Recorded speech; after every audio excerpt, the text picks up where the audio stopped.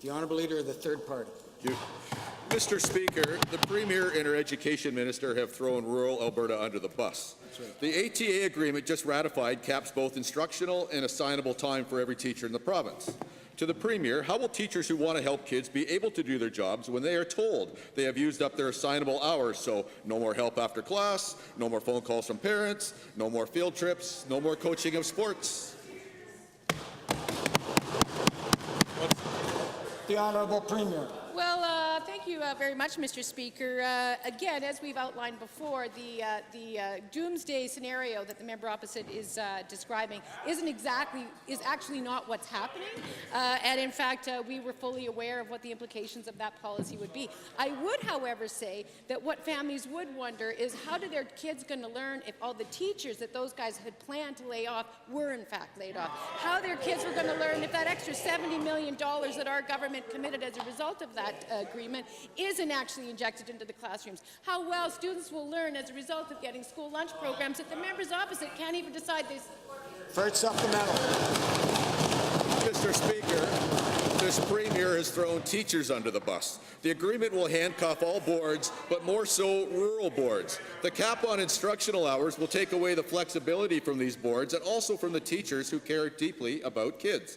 Again, to the Premier, you have knowingly allowed instructional hours to be capped, which means you've taken away the ability of teachers to be the best they can be. That's right. How will Albertans' kids get the help they need after class when their teacher is told they've run out of instructional hours? Oh. The Honourable Premier.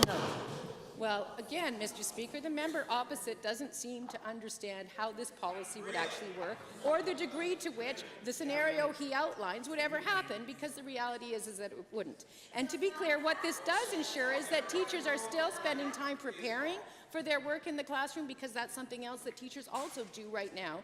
And so this will assist in greater quality within the classrooms, Mr. Speaker. But we are absolutely sure that the quality of education received by Alberta children, something that we care very deeply about, will absolutely continue to improve under the watch of this government, and we are very proud of that, Mr. Speaker.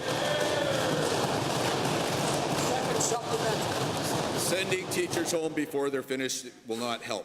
Mr. Speaker, this Premier has thrown Alberta kids under the bus. Teachers are amongst the most respected of all professions, in part because of their dedication to working with kids and parents, sometimes for long hours, to give each kid what he needs to succeed. This agreement caps instructional hours, limiting those amazing teachers from doing their best. Premier, since you are clearly ignoring the best interests of teachers, parents, and kids with this latest agreement, whose interests were you protecting? Good question.